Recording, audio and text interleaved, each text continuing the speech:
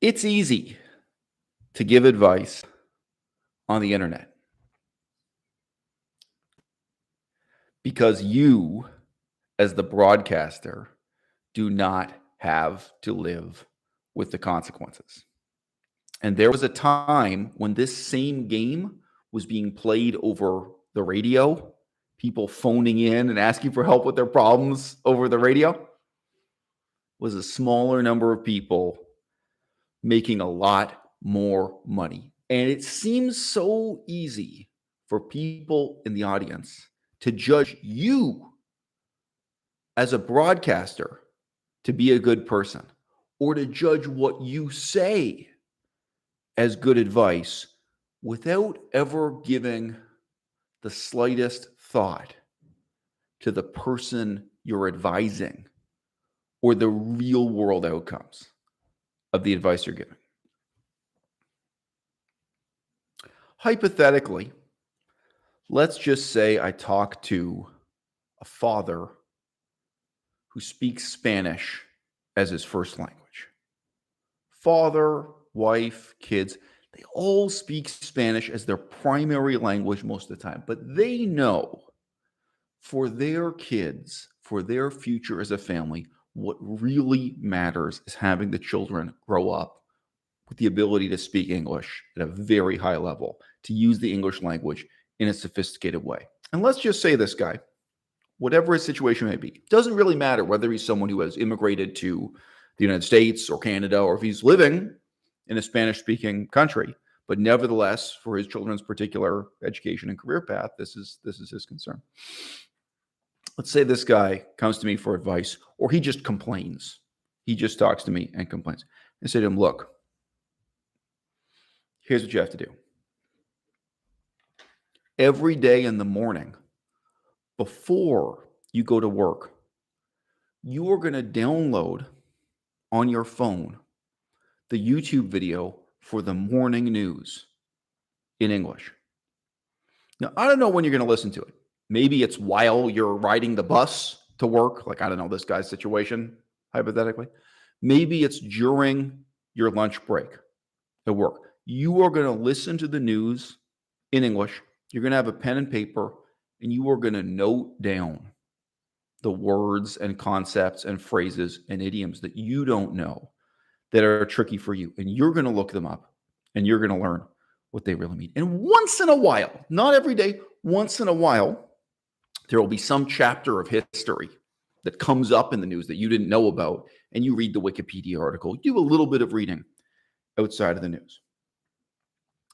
Every night at the dinner table, you sit with your wife and kids, and you watch the news together.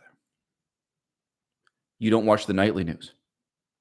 You watch the news that you downloaded this morning and that you have already watched yourself maybe once, maybe two times, where you've already looked up the vocabulary. Don't tell them you've seen it before. Keep it a secret. They're going to be surprised. They're going to be, oh, wow, it seems like you already know all the difficult words that came up in the news. Doesn't matter. Let them voice their opinions. Chit chat with them about what they say, what they think in English, right? And do it 7 nights a week. Never skip a night. And for your kids, maybe they speak to all their friends in Spanish, like maybe the only language used around the dinner table otherwise is Spanish. But whatever that is, let's say it's 1 hour a night. Maybe some nights it's 45 minutes. Maybe some nights it's half an hour. Sometimes the news is more interesting, sometimes less. Those discussions you have with your kids over years, it's going to result in you raising your level of sophistication in English language. It's going to result in your kids raising their level of sophistication in English language. It's going to result in your kids getting to know you in a way they otherwise wouldn't. It's going to result in you getting to know your kids in a way you otherwise wouldn't. You're going to hear their reactions to political things in the news. And sometimes your kids are going to ask questions like, what? What a crazy law. How can that be illegal when this other thing is illegal? And maybe you've already looked it up on Wikipedia and you say, oh, yeah, that's a funny law. That was passed 150 years ago and still nobody has changed it. And maybe you say, well, that's an interesting point, kid. I'm going to look that up on Wikipedia tomorrow and tell you about it when I get home from work. Think about the value of that language learning exercise, of that educational device, night after night after night after years. Think about how much you'd have to pay someone else to do it for you, or what it would be worth if you could pay someone else to do it for you. Okay. What you are doing with your kids and what you are learning yourself. I can't say it's invaluable, but this would be tens of thousands of dollars worth of education. This is so much better than what you're going to get in language courses, the way they're taught at a university, where it does indeed cost you tens of thousands of dollars. And without digressing into my experience with language education and universities, let's just say I am sadly in a position to know. Let's just say I know a family of Russian immigrants who have the opposite problem. This is less hypothetical. Really, neither of these examples is entirely hypothetical. These all relate to real people I've known in the real world. Let's say I know a family who have migrated from Russia to Canada, and the father of the family is completely fluent in Russian. He speaks at a really high level. But the wife and kids, they either speak no Russian at all, or they can kind of say hello. They can kind of say a few things. They maybe have some experience hearing the language, maybe spoken by their grandmother or something, but they can't really respond in complete sentences. Now, what if I give the exact same advice, inside out and backwards? I say, hey, look, every day before you go to work, you download the morning news in Russian, because your kids have grown up completely fluent in English. They're going to school in English. All their friends speak English. Inside the house, they speak to their mom in English. They speak to you in English. That's not the problem. The problem is they have no engagement with the Russian language, right? And you download this, you listen to it before you go home to eat dinner, whether that's during your lunch break or some other time. You are listening to the news. You're noting down maybe what you think are difficult idioms or concepts, vocabulary turns of phrase. And then you're going to watch the news with them, I presume, while you eat dinner, so that you're going to talk it through with them. You're going to let them voice their opinions, debate with you, debate amongst themselves. And in this way, you're going to have a bilingual family. Isn't it easy for all of you right now to sit here in the audience and say, wow, that's really good advice? It might be really easy for you to even get some kind of sense of my moral character, that I'm a really good guy, because I have really good motivations. Or, wow, what a great guy. What great advice. There are all kinds of kind of positive, generous things you might be thinking about here.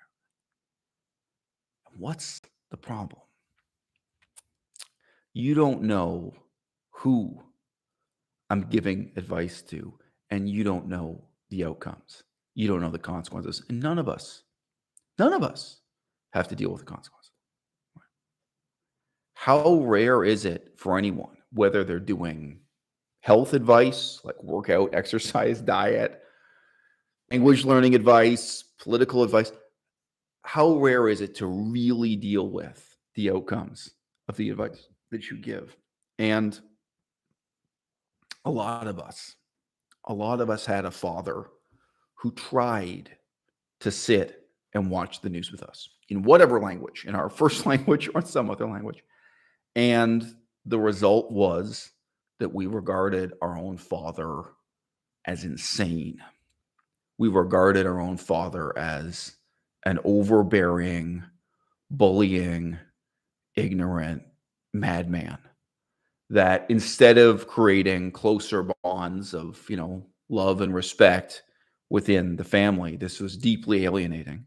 It resulted in the children hating the father and the father hating the children, and everyone becoming aware of the generation gap in political values.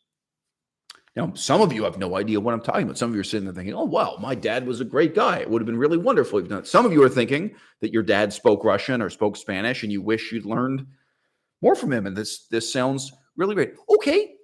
Was your father homophobic? Some of us had parents who were really homophobic. And then we grew up going to a different school in a different time with different political sensitivities. Did your father believe in the moon landing? Some people have parents who were part of the conspiracy. They think the moon landing never happened. What did your father say to you about HIV/AIDS? What if your father was a communist? What if your father was a neo-Nazi? Like, a lot of people have parents with beliefs that, when you're a child, it's an exaggeration to say your parents' beliefs contrast with your own. Because if you're at such an early stage of development, normally what you're seeing is that your parents' beliefs clash with what your school teacher tells you.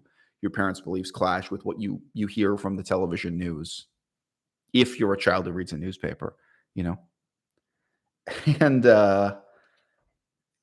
it's not enough to follow up with someone by email, which is what most of us do. Social media influencers, no matter how large or small, are famous. And guys, there's a lot of money in giving advice. This one girl I've been shouting out on my Patreon. Sorry to say, girl. She's a middle-aged woman who will give you diet advice on being a vegan for $399 a month. Well, if you got 10 clients, that's real money. There's another one who charges even more that I discovered recently. I discovered it for this reason. I was like, well, if I have people wanted to want this kind of thing, can I recommend this person? The one who charges more, though, she has formal university credentials and this stuff, just interestingly. But you can charge people $500 a month, and you can charge people $500 a session to talk to them, to motivate them, to give them advice. Okay. If you ask them to follow up with you afterward, like, you want an email back saying that they lost 20 pounds, or you want an email back from the parents saying, oh yeah, now my kid can speak this language so much better. You want some kind of testimonial. Do you think you'll ever learn what you would learn by actually sitting in the room and watching them eat dinner together and watching them sit in front of the news? Right? What you'd pick up on in that room. The reality is, the advice I have just given would work wonderfully if your child was like me. I was a highly intellectually demanding child. I don't say highly intellectual. I say intellectually demanding. I asked a lot of questions and I had very combative, very active debates with my parents from an incredibly early age. I was what you'd call an actively engaged learner. A lot of kids aren't. A lot of kids sit looking down at their shoes, being ashamed of themselves and not participating. Let's not get into the full range of negative behaviors that are possible where you can't get your kid to participate. You can't get your kid to respond, as I've described hypothetically, this being possibly a wonderful exercise for the right kid. Okay? The method I've just described would work wonderfully if your father were the kind of guy I am. And there are a whole lot of different characteristics that go into that, including having the detachment to set your own political views aside, right? Like that you're not just going to sit and rant at the news reader that what they're saying is propaganda and it's crazy, but that, you're actually, I may have strongly held views, for example, on the war in Afghanistan. And my girlfriend, Melissa, gets to hear me ranting at the news. I do. I indulge in these kinds of theatrics and say what an imbecile the person is. Okay. If I'm sitting with my daughter, or if in future I have another child, hypothetically, I've got to put all that aside and sit there and say, oh, so that's interesting. This is what they said about Afghanistan. Why do you think they said that? And you have to, if your kid is 8 years old, at an 8-year-old level, break it down and hear their answer. And you're not imposing your character over the news. You're not imposing what you're hearing onto what they're hearing. You get to go through the wonder and the curiosity and confusion with them. Okay. It's not going to work for every parent. It's not going to work for every child. I don't want to admit to myself how few children are capable of benefiting from this. I want to believe that I live in a world where like 90% of kids, this would be great for, and it's probably not even 5%. I don't want to admit to myself how many parents are either intellectually incapable of doing this or emotionally incapable of doing this. I don't want to admit it to myself. I would love to believe in the illusory world where every father and every grandfather is capable with real warmth and generosity of spirit of preparing this kind of exercise, frankly, even in their first language, in their mother tongue, let alone their second language, and really putting in the work and really caring and really helping the next generation learn how to listen to and talk about politics, develop advanced ability in the idioms this way. What percentage of parents are capable of that, really? And if I don't think about a hypothetical parent, think about actual people and actual parents I've known face to face. How many of them could possibly do it? And the answer is like zero. So is it good advice or is it bad advice? If your understanding of good advice is pandering to the crowd, if I'm trying to convince you guys to donate money to my Patreon account or pay for my monthly course, I could give a monthly course on parenting, guys. What's that worth? $399 a month.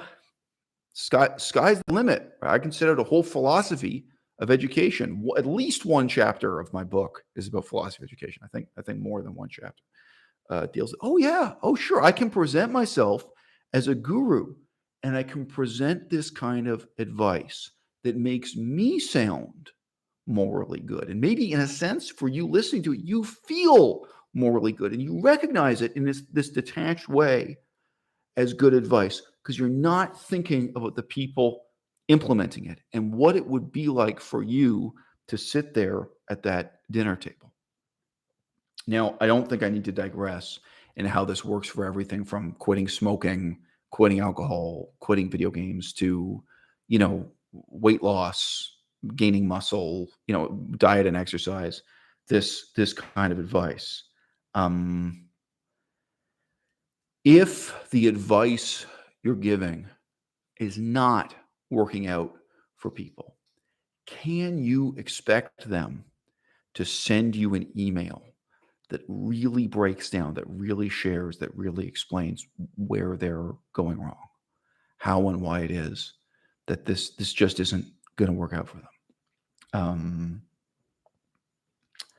could an email from a former client, someone who paid you, could it tell you what you need to know in the same way that just sitting with them? I mean, frankly, sitting with them at the dinner table, sitting with them when they go to the gym, where you can see the advice is not going to help them.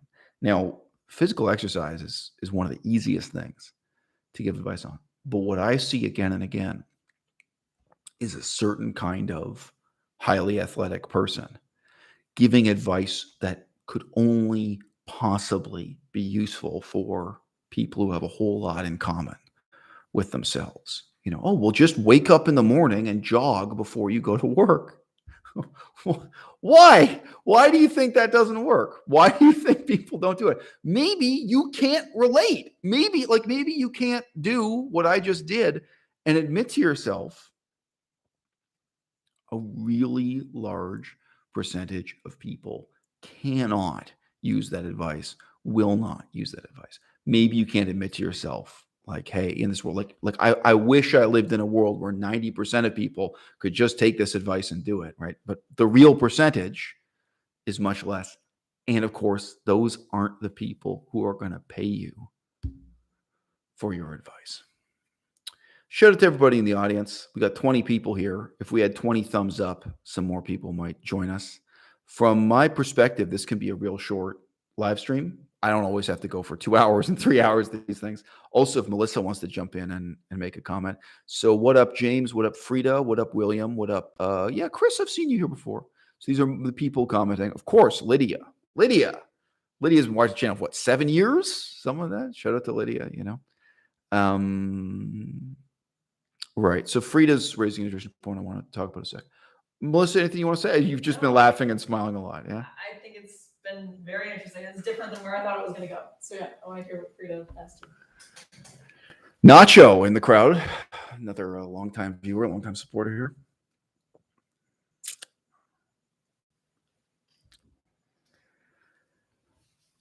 Oh,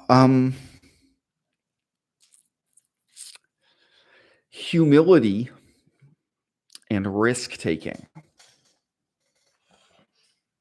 Humility and recklessness. Humility and being willing to deal with the consequences of taking a risk. I was listening to one of these guys while I was working out at the gym who gives a lot of advice on the internet. And I was listening to a YouTube video that was really criticizing him very harshly. So I might as well shout him out. It was a YouTube video harshly criticizing Gary V. So his full name is Gary Vaynerchuk, I believe. But his YouTube channel, he goes by as Gary V. And he is a mass phenomenon in giving advice. He's appeared on the Joe Rogan show. He's appeared on broadcast television. He's become a mainstream icon in what could be frankly called the advice industry.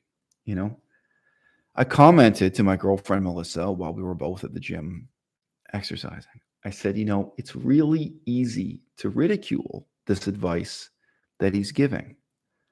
But I have known specific people. There are some people, there are specific types of people for whom this is good and necessary advice. But it's just ridiculous. It's just surreal to give this advice to anyone and everyone. And this guy's method, whether he's doing like a phone-in talk show, which he does, he has people just call him up. You know, he listens to them talk for about a sentence and a half and then jumps to giving the advice, right? Or sometimes it's live Q&A with an audience. Once in a while, I think somebody has written him an email or something. But for the most part, it's on the basis of no knowledge of this person, no knowledge of their character, of their behaviors, of their traits. Like no knowledge, for example, if they're lazy or hardworking. Some people are lazy. Some people have obsessive compulsive disorder. You know what I mean? Okay, I've got to do this. Got to give a brief digression now. One of my ex-girlfriends, who will remain unspecified, her mother joined a crazy cult in India. That's my opinion. She didn't refer to it as a crazy cult herself. She referred to it as a Dharma group or some crap like this.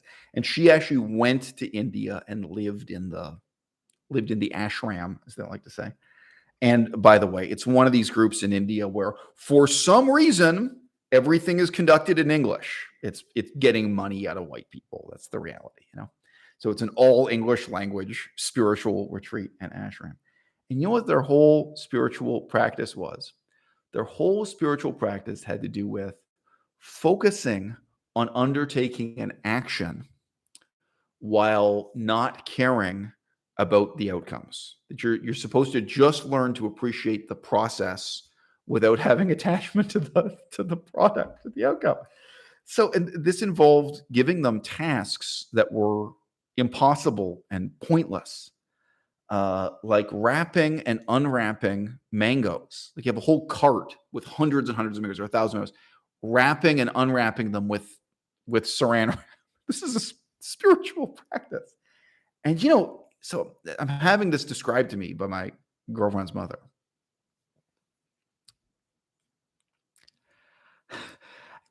Would this actually be helpful for some incredibly rare personality type, someone with a particular type of obsessive compulsive disorder? And is it possible that the original guru, spiritual guru who founded this ashram, that he had this obsessive compulsive disorder where like you get over it by wrapping and unwrapping mangoes, doing a whole bunch of other pointless and impossible activities, then learning to set aside your attachment to the outcomes of your action? But for how many people, like, is it 99% of people or 99.9% of people? Would this be a completely fruitless, no pun intended, a completely pointless activity, right? And then, of course, you think about the method of recruitment and how these cult groups operate. Um, and what I'm saying in this video is I don't think in the 21st century this is the exception to the rule. I think this is the rule. Like people commit to giving a certain kind of advice. First and foremost, that's their sense of mission. That's their destiny. Like for the person doing the broadcasting. And soon enough, they have a whole, coterie of kind of employees and colleagues putting together these touring shows or they give advice and so on. Everyone gets committed to the message. Everyone gets committed to the gospel, if you like, to the advice that is being given with no thought whatsoever applied to the particular people receiving the advice, let alone evaluating the outcomes. Anyway, so just a couple hours ago, I'm at the gym with Melissa. I say, okay, so listening to this criticism of Gary Vee. So Gary Vee is a business impresario and a self-declared millionaire. I have no reason to think he's not a multimillionaire, by the way. But anyway, a very wealthy person who claims to give you the keys to success and so on. And one of the things he tells people again and again and again, advice he gives to people again and again and again is, you should never take a holiday. You should never take a vacation. You shouldn't take any time for yourself. You should wake up every day and hustle like dawn till dusk till you're completely exhausted. You should work incredibly hard. And he's given this advice to anybody and everybody. So sometimes it's just like it's the same format I have here. He just sits down in front of a camera and speaks to you, an unknown person in the audience. And it's just telling you to work as hard as you possibly can from the moment you wake up to when you go to sleep and never stop and never take a vacation and just give it 110% all the time. He doesn't even know what you're working on. He doesn't know, what are you doing? No nuance, nothing in a way relative to the particular person in the audience. And sometimes he's giving this advice relative to a particular person who's phoned him, like he does a phone show, or someone who stood up in the audience and asked a question. And I'm not saying this to hate on the guy, but most of the time the person doesn't get to finish their question. Like people stand at the audience and say, hey, I've been trying for a few years to be successful in real estate. And, I haven't really, and he says, let me tell you he jumps right in. Like, he's not really interested in hearing your story or what's holding you back or something. He's just looking for the pretense for him to say something he said with minor variations 100 times before to give you the same advice he'd give anyone else. Okay, well, I can't sit here and say to you that this kind of work so hard that you pass out, advice. I can't say that's bad advice for everyone, right? I'll give you an example. I can't say that. I feel that growing up with my generation, I grew up with the Kurt Cobain generation. I grew up with the Nirvana generation. I grew up with a whole generation of people who really glamorized giving up and not trying hard. I have known people who could really use the advice of someone sitting there and talking to them and saying, look, what if you gave it 100%? What if you worked so hard at this that you broke down weeping? You know what I mean? And I'm not saying this to insult you guys. I don't know who's in the audience now. Again, if you guys can hit the thumbs up, some more people will join the conversation while it's happening. It just makes it more entertaining. More people will discover the video later too. But you might not know what it's like to really push yourself to that ragged edge where you're learning as much as you can possibly do, you're working as much as you possibly can, and where you're at the end of it, you're trembling or you're even like weeping. Like you're not even sad, you're weeping out of nervous exhaustion. You're weeping just because you're so depleted and broken down, having given it 110%. You're cracking up, in plain English. Now, I have various memories of doing that. I remember one brief period where I had an airplane ticket to Cambodia. I was going to Cambodia alone, and I knew I was going to have to get off that plane with all my money and cash on me. I was going to have to walk the streets and rent an apartment. I was going to have to go through a whole bunch of things. I was going to have to speak to landlords in Cambodia. So I'm working so hard to raise my level of spoken Cambodian. And I'm honestly, it's not even setting an alarm. I'm just waking up, whether it's at 4 a.m. or 5 a.m. or 6 a.m. I'm waking up whenever I wake up a nervous wreck, and I'm pouring it on as hard as I freaking can, sitting there completely alone, nobody talking to me, nobody helping me, alone, working on the language, and really giving 100%. I can remember, cracking up, like emotionally getting cracked up with this, because I was trying in some number of days to raise my level of ability in the Cambodian language, which is not an easy language. And I have very bad materials to work with and so on too. Not worth filling in those details. There are different specific, obviously short periods of time I can remember of really pushing the limit in terms of how many hours I can work for intellectual work. And nobody can do that for 10 years or something. You gotta be kidding. You can do it for sure. And some of you might not know what that's like. I had a girlfriend many, many years ago. She was blonde. You might have heard of her. She's called my blonde ex-girlfriend. She's been mentioned in a few different YouTube videos. And basically during the whole relationship, or the main part of the relationship, where we were really living together, like as if we were married, we were sharing an apartment, living together closely. She wanted to become a painter, a modern painter, not a house painter. She wanted to do modern art as a creative artist. And I can remember saying to her, really as nicely as possible, I wasn't being a kind of dramatic showman like Gary Vee. I wasn't even being as dramatic as I'm being now on camera. I remember saying to her, look, I come home every day. I had a full-time job. I come home every day. I rented this apartment for you. I got this studio for you. I bought all these materials for you. I did. I literally bought like the easel and the canvas and the paint and stuff, because you say this is what you want to do. And I see that you're not working. I see that you're not making progress. Or when you are, it's like 1 hour here or there that you're putting in. If you want to be a successful painter, you are competing with people who have wanted this and have worked so hard at it since they were 11 years old. All right. So here you are. I forget. Let's say she was 24 at the time, something like that. 24, 25. You're coming in relatively late at the game, and you have to work twice as hard as everyone else just to catch up with them over like the next 10 years. If you think about how many hours do you spend drawing, how many hours do you spend painting, practicing the art, practicing the craft, if you like. If you only work twice as hard as they do, they started at age 11, you're starting at age 24, right? How hard are you going to have to work in 10 years to catch up, to be competitive? Now, I gave different examples then than I would give today. So this is me trying to, I'm a much older man now. I use different kinds of examples. But I think, one of the examples I gave was talking about being a pilot, being like an airline pilot, an army pilot, or any other kind of pilot, because I know that that's one job where they actually record how many hours you've flown, even at the earliest stages of being, practicing to become a pilot. So look, today, and at the time I was the same age. I was slightly younger than her, so I was 24 and she was 25, or I was 23 and she was 24, or something like that. When we had this conversation, I said, look, if I decide today to become a pilot, I've got to compete with guys who joined the Air Force cadets when they were 14 years old, 15 years old, started flying at 16 years old, right? I can't just do the bare minimum. Maybe they can. Like maybe they're my age. They don't really have to put in the time anymore. They don't have to work that much anymore. They're at a point where they can kind of coast along with the level of effort they're making. Not me. I've got to work twice as hard. I've got to work 10 times as hard. I remember I use this term all the time with her.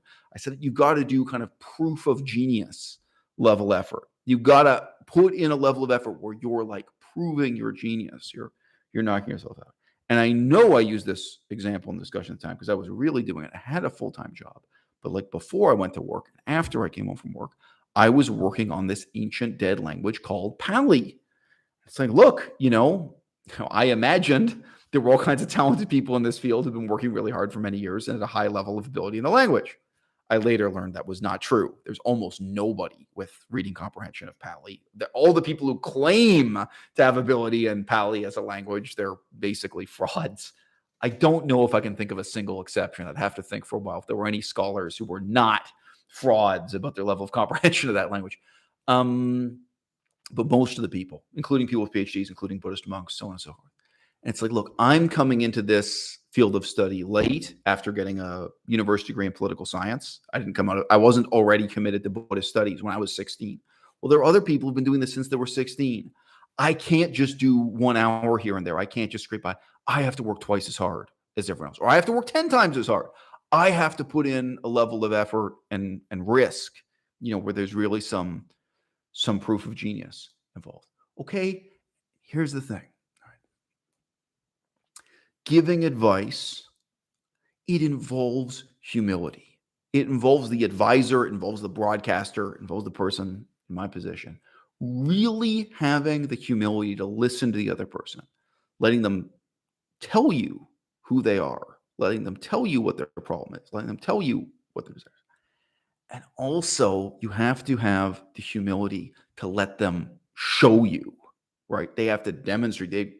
You have to be able to just sit there quietly and watch, right? There's real humility involved. But you also have to have the arrogance to take risks, right? You have to be willing to take a risk to say to someone, even just what I said to her, look, I come home from work. I was literally working at the office, come home from the office, and I look in at your studio, which has the separate room for painting, and I can see ain't nothing moved. You know what I mean? Like, there's no new painting, there's no new drawing. You're not making progress. You're not working, you're not putting the time, And when you really know somebody and you're dealing with them face to face, what do you risk? Yeah, well, you risk them breaking down, crying in front of you. And you risk that you have to hold them and hug them while they weep all over you and blow their nose on your sleeve or whatever else. Right? Like on a very basic level, you're risking dealing with the emotional consequences of them recognizing that even if in some sense you are giving good advice, you're giving advice that maybe a better person would follow, or a better person wouldn't even need. Maybe a better person would already know this. Maybe a better person would just sit back, right on. That's what I've been saying all these years too. You know what? I'm on the same wavelength. I'm on the same level as you. Someone else who come back this way and know this is the person who needs the advice, but it is, as the proverb goes, it's the good advice that they just can't take. Do you want to jump in? Yeah. Stand up. Yeah, no. Or just speak. Yeah. So I've been thinking about something as you've been talking about this. There is a scene from the movie Donnie Darko. Yes. That I think is relevant to this discussion. In Donnie Darko, there is a self-help guru who becomes very popular in their town. And he gives a presentation to an audience of teenagers. His main advice is that everything wrong with you, all your problems are based in fear. So his main goal is to solve your problems through solving what you're afraid of and getting to the root problems of your fear.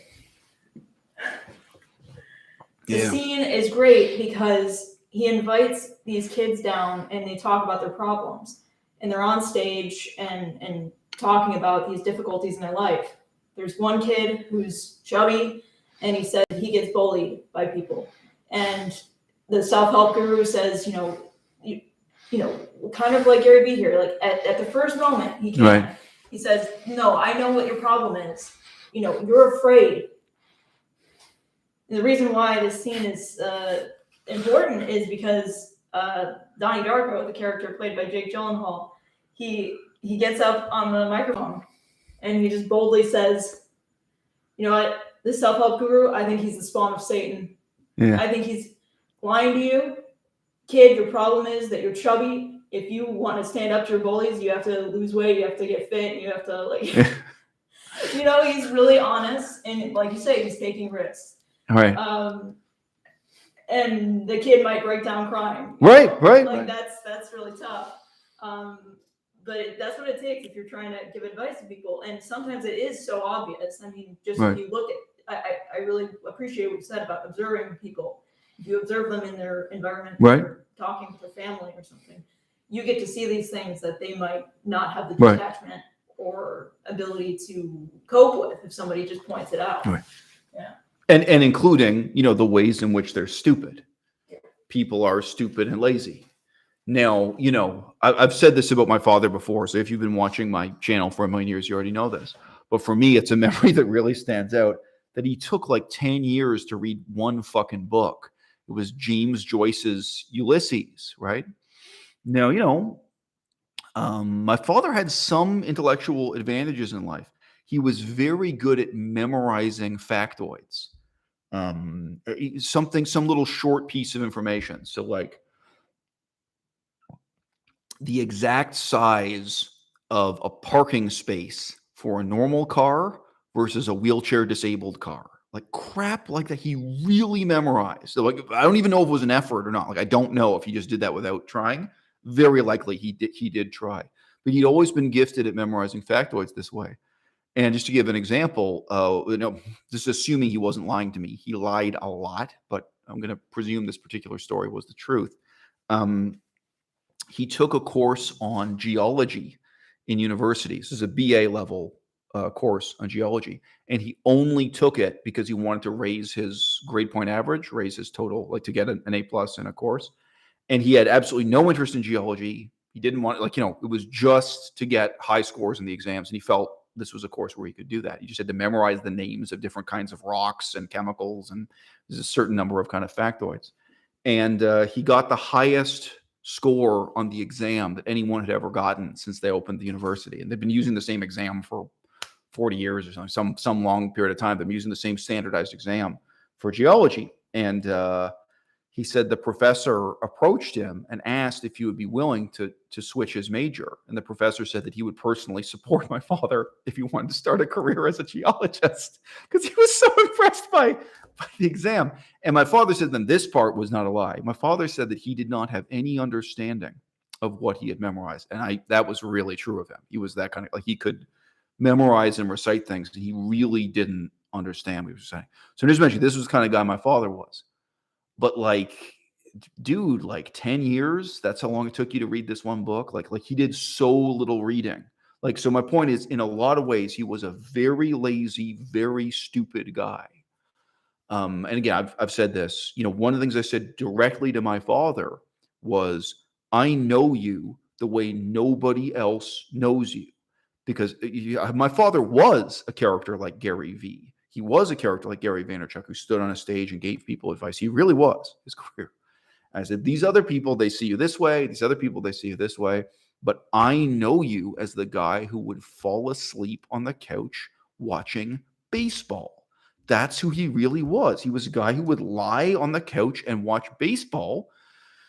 And when he was overseas, like when he was in Europe, the thing he was most excited to do, and it was quite expensive, he would buy a copy of an American newspaper like the New York Times. The New York Times is expensive in America, but it's actually much more expensive if you're in London or Paris. This is still true, but it was true back then too. Like to buy a copy of the New York Times in some other city in Europe. And he would buy it just to turn to the last page, and there'd be a little section like this, which would be the baseball scores.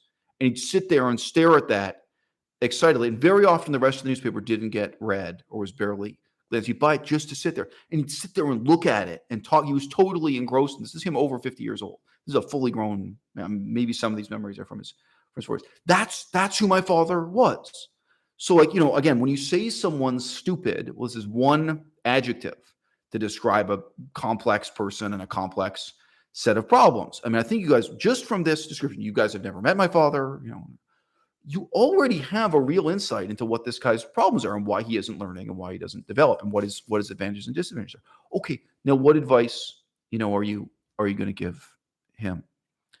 Now, look, for me, this relates to the recurring theme of my not endorsing particular books on YouTube. Right? I do book reviews. I do read books. You'll never see me out here just saying, oh, this is a good book that everyone should read. I had a whole bunch of email from this asshole on YouTube called Vegan Foot Soldier. So some of this is on my blog if you guys don't know. It's not fascinating, but he's a rival YouTuber, I suppose. He's vegan, but he doesn't he doesn't feel that he and I have too much in common. And there are many things about what he wrote to me that are striking and absurd and risible and make me laugh. But the final message I sent to the guy was very sincere. I said, look, have you read Karl Popper's book, The Poverty of Historicism? Now, I'll type out the title because I know it's a really weird title. Poverty of Historicism. There is only one book with this crazy title. And I'm certain I have a video talking about it on my YouTube channel. So I'll post that for you guys too. And what I said to him was, look, I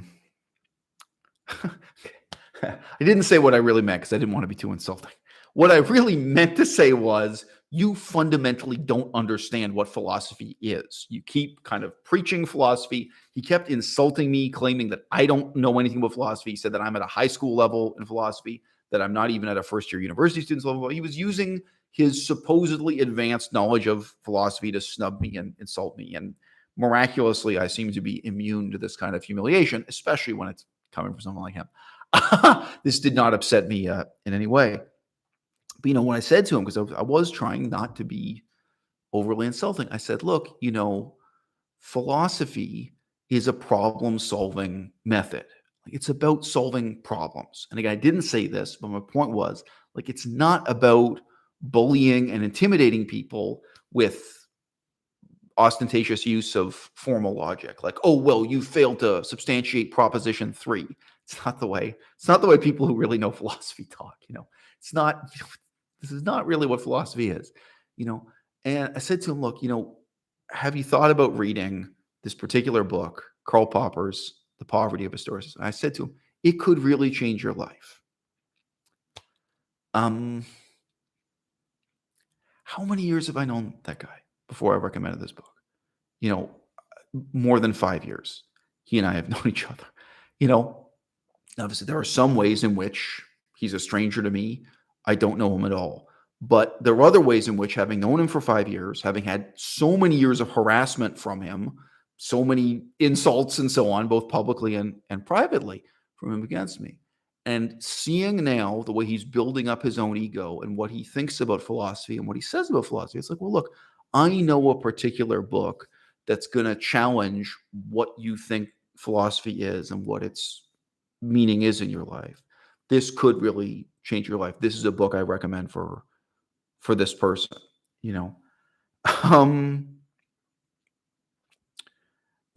I'm not out here saying we have 29 people in the audience.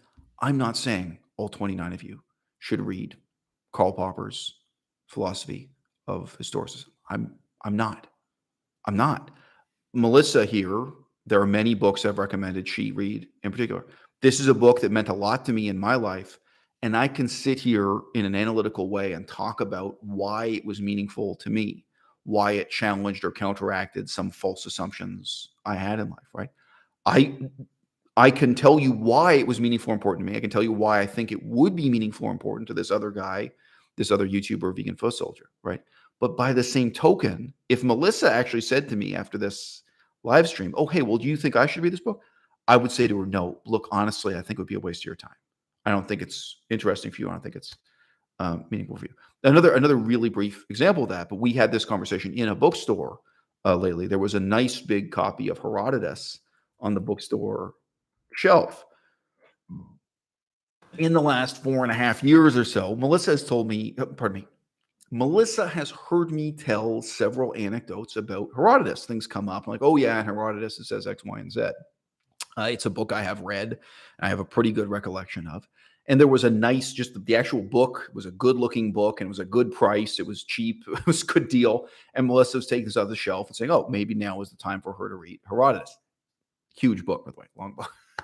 And, I said to her completely honestly, look, even though I can tell you why this was meaningful to me, why this was important for me, I can also tell you why I don't think it's important for you, why I don't think it's useful for you.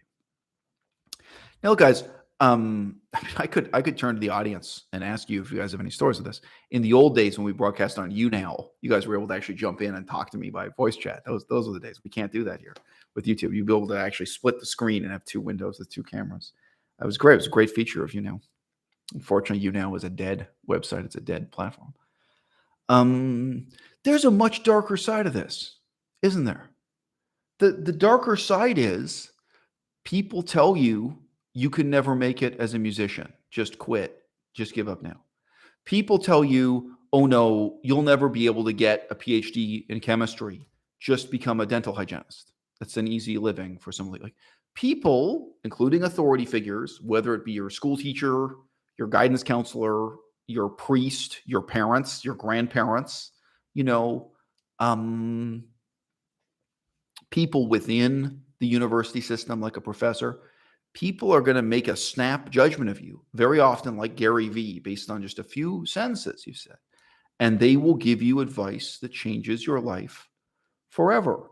Now, taking it outside of an institutional setting, I can remember when I was living in places like Thailand, Laos, and Cambodia, really relying for colleagues on advice. I could name all these people. There's no reason not to.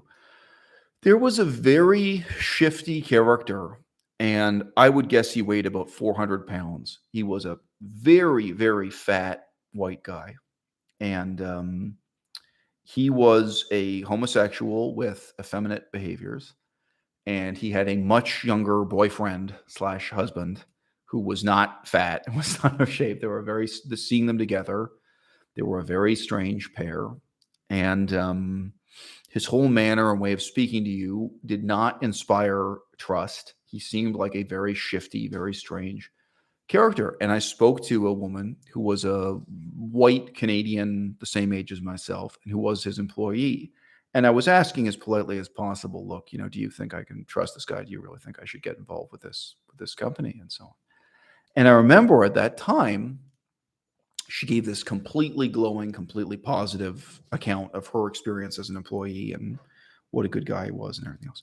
And I made a series of decisions that really changed my life for the next several years on the basis of that conversation. Like, okay, this is what you said to me, okay, well, and that's someone who's worked with him for, let's say she worked with him for 5 years. I'm remembering it as 10 years. She'd been there for quite a while. Maybe it was 10 years and I'm wrong. I don't know. Anyway, she'd been working with this guy for quite a long time and so on. Now, you guys will have guessed, my actual experience with this guy was incredibly negative. Had a really negative impact on my life. Made my life while I was in this communist country, Laos, much harder in many ways. And it would be an exaggeration to say he was ripping me off, but it seemed to me he was really misleading and manipulating a great many people, not just myself, and having a negative impact on their lives. And I ran into this same young woman again. Well, again, she was the same age I was, white Canadian. I said, well, look, this is what's been happening lately with this guy, the head of the company, the CEO of the company. And she immediately just said to me, yeah, well, I hear about that all the time. He's done that to so many people. It seems like a pattern, his behavior. He just does it again and again.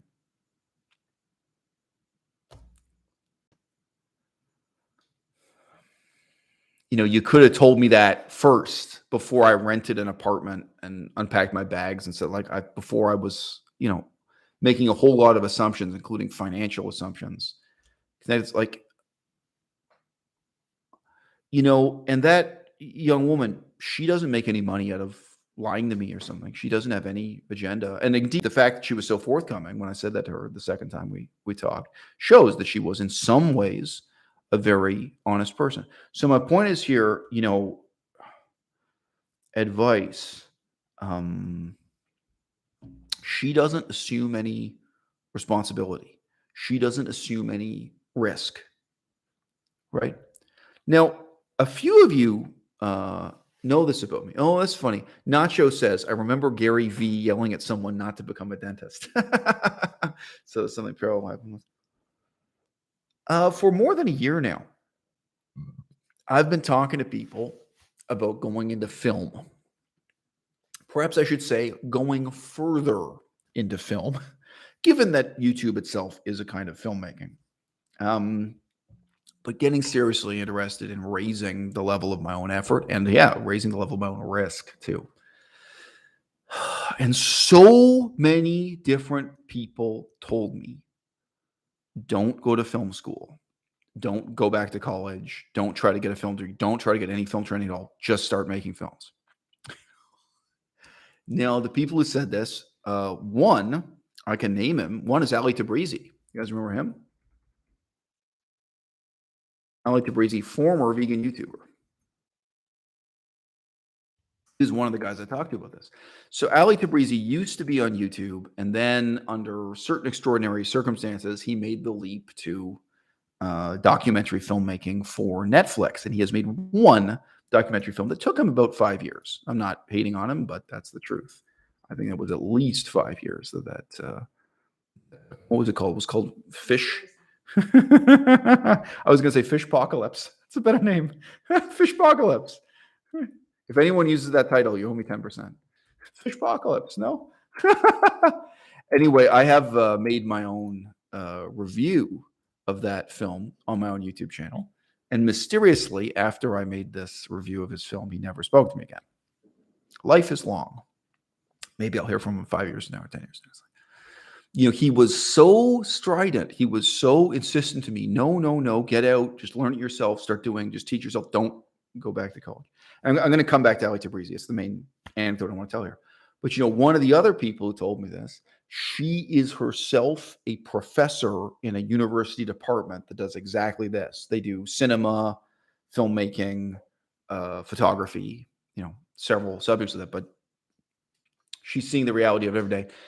And she said to me, no joke, she said, you are better off just watching YouTube videos like this one. And she gave me a link to a channel. And it was a YouTube channel talking you through cinematography, filmmaking, how to use the equipment. Like, you can imagine. There are these kinds of channels. Self-help, educate yourself. That's someone, her whole career, she's earned her living at least for 20 years being a professor in one of those departments. And even she is saying film school is a ripoff. Film school is a joke. Okay. Two things. These people don't know me, right? This isn't advice for me. It's for some other person they're thinking about. It might be advice for someone who is like themselves, right? They might have some stereotype notion of who they're giving advice to, who a typical student is, who a typical person is receiving this advice, right? This is part of the problem. And the other problem is they accept no risk whatsoever. So I don't have to go on and on about this. It's just one example out of my life, and there are many. I'll give maybe one more on another topic, But one of the things I said to Ali, he was saying with complete certainty, and he was speaking as a successful filmmaker now. He's got one film, but it's a successful film. I gave it a negative review in case you haven't guessed, but it's on Netflix. It's had some number of reviews. I said to him, yeah. This stuff you're saying about you can just teach yourself, you can learn without any teachers, you can learn without going back to college. Ali, do you know how to get up on a rooftop with 2 actors and 1 camera and film a fist fight? A very simple, fundamental scene. Do you know where to put the camera? Do you know where to put the actors? Do you know where to block it out?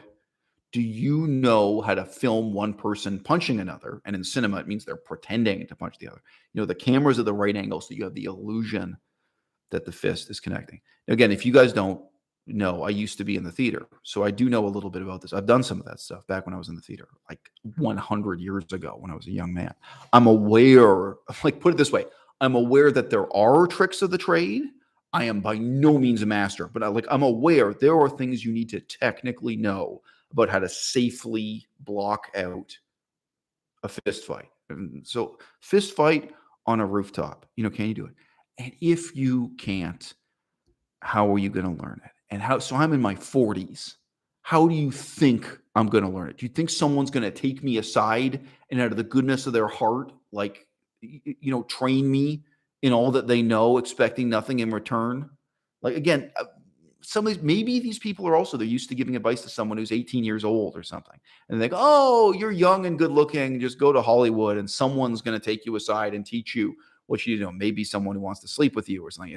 I don't know what the motivations are. Maybe because you're young and good looking, there's some assumption that someone is going to share this kind of knowledge to you. Well, guess what? I'm a very self-confident, slightly scary looking dude in my mid 40s. Nobody's going to help me. Nobody's going to work with me for free. Nobody's going to mentor me, right? How am I going to learn how to film a fist fight in a rooftop? And we can say this straight to Ali Tabrizi, the maker of that film. I'm sorry, the film was shit. Like on a technical filmmaking level, you can tell this guy doesn't know what to do with a camera. There's no, cinema in terms of cinematography. The film is garbage. It's not a well filmed, well edited, well put together. Even the storyline or whatever you want to say, the narrative coherence is very poor in a lot of obvious ways. It's a bad film.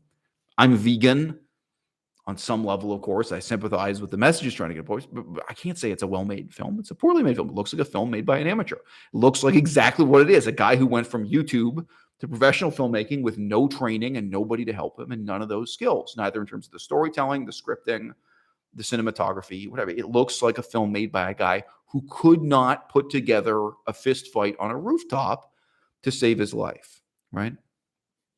So you see, you don't know me and you aren't really taking on any kind of risk, right? What if this is the wrong advice?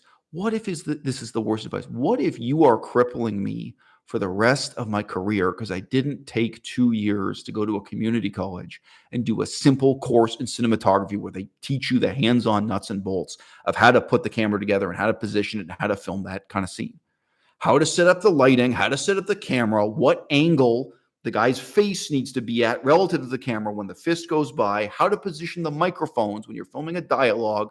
Like, there are technical aspects to cinematography that come up again and again and again. And you are telling me to just move on with my career without getting any of those fundamentals. Like, it's not hard for me to imagine that having incredibly negative long-term consequences where for the rest of my life, I'm depending on other people to bail me out, to help me with my own lack of confidence again and again and again. And I've talked this through with these people. Everybody I've talked, like, it's not just a one-way thing. They don't just send me advice and that's it. Even though I'm engaging in some kind of Socratic dialogue with them, it seems very difficult to get other people to take seriously the stakes, the risks that are involved in giving this kind of advice. Just say, I can talk about languages and I can talk about humanitarian work, this way. I give so many examples of people telling me like, oh no, you'll never be able to live in Cambodia. You'll never be able to study this language. You'll never be able to go there and do that. And where in some cases, literally what I said to them was, have you met me? Like, do you know who you're talking to? Like, my problem is not a lack of will and self-discipline. Like, if anything, my problem is that I'm so willing to give it 110%, getting nothing out of it and it ends in disaster, but no, or I'm so committed. I'm so willing to move to Cambodia.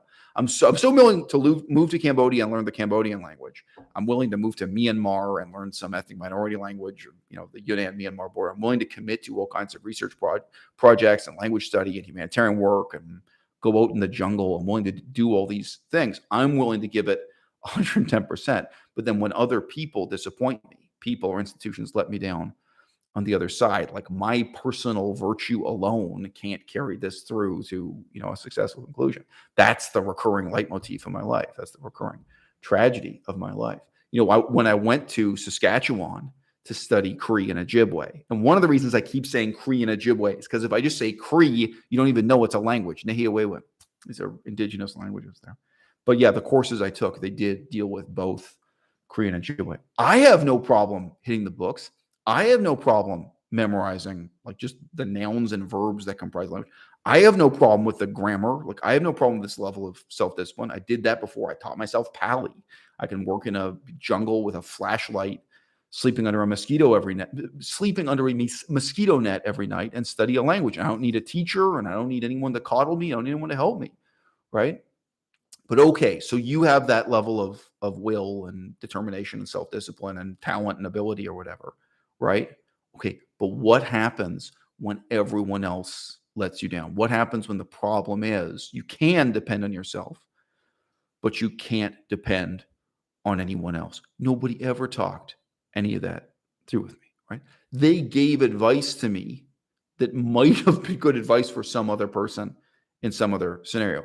People gave me advice that might be good for a really kind of lazy, schlumpy, stupid, privileged student at Oxford or Cambridge, someone born into tremendous wealth who's able to go to Cambridge or Oxford and study some obscure language and get a PhD in some area of study.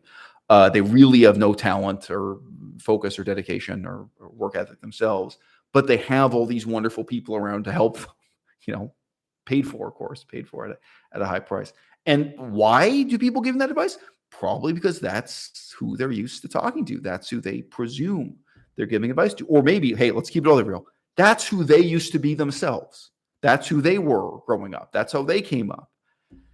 And where most of their advice is going to revolve around, your lack of work ethic, your lack of will and determination. And it's going to presume massive levels of kind of subsidy, assistance, and help coming from others. That you're surrounded by highly competent people ushering you through a PhD program or ushering you through a language program, or really, even if you're talking about research in the field or humanitarian work, that you have like a whole team of people, like in some organization like Médecins Sans Frontières, Doctors Without Borders, like that you're part of some United Nations style organization overseas that does everything for you, including your laundry.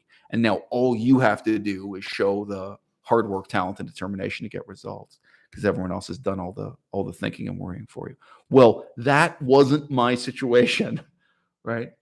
And again, so you're giving advice where you don't know, you don't know my situation, you don't know me, and you don't assume any sense of responsibility for the consequences.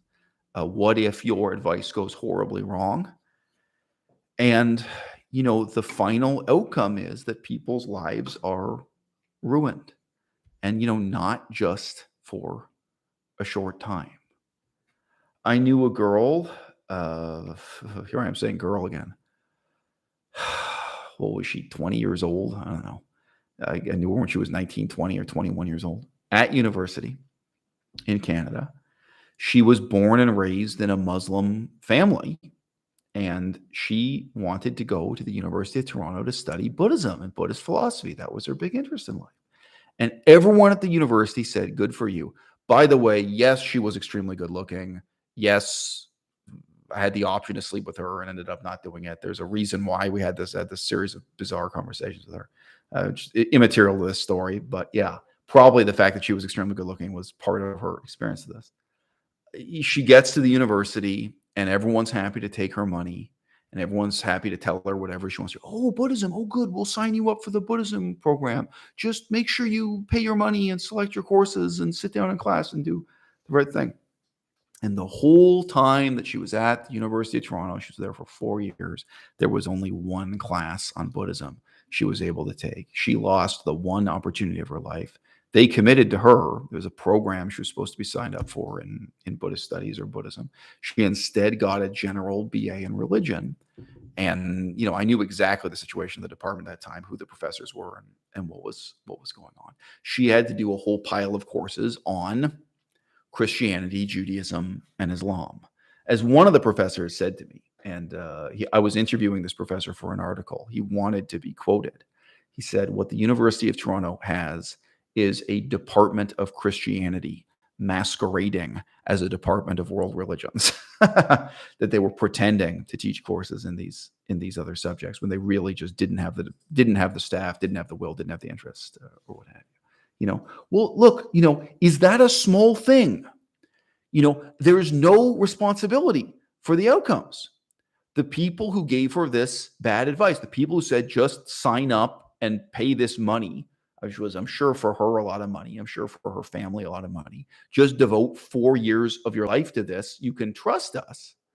And she did not get an education in Buddhism. She did not get an education in Buddhist philosophy, and she would have learned more not taking the courses at all. And her personal situation, exactly why I had a little bit of a friendship with her. And again, it was kind of like a doomed romance with her. It was this question of whether or not we were going to get into bed with each other. The reality of her situation is she was rebelling against her Muslim family.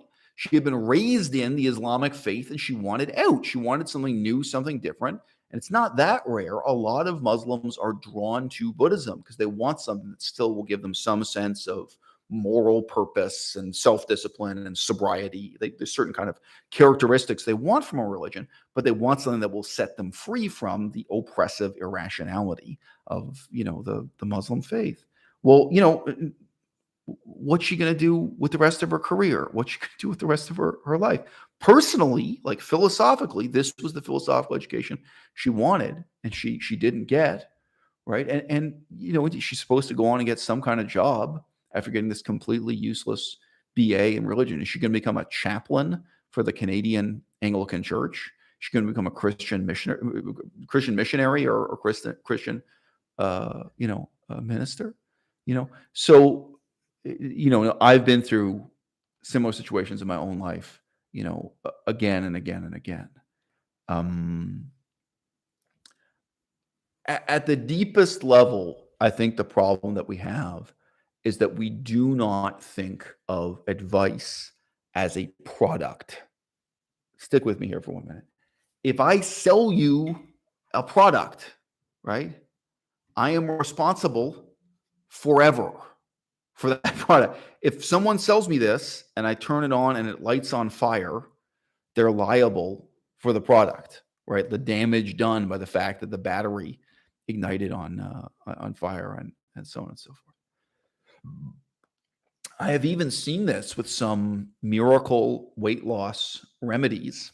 When it is a product, when it's something you can touch or it's something you can eat or it's something you can drink, we have this idea of personal responsibility that if you made the product, if you endorsed the product, if you made these claims about the product, that you are responsible forever, economically, morally, and otherwise. As a matter of your personal integrity, if you are going to endorse this product, if you are going to sell this product, you are responsible for the consequences forever and ever. And for some reason in our culture and in our legal system and in our political system, we do not think that way about advice. What would it mean to live in a society where people are really responsible for the outcomes of their advice?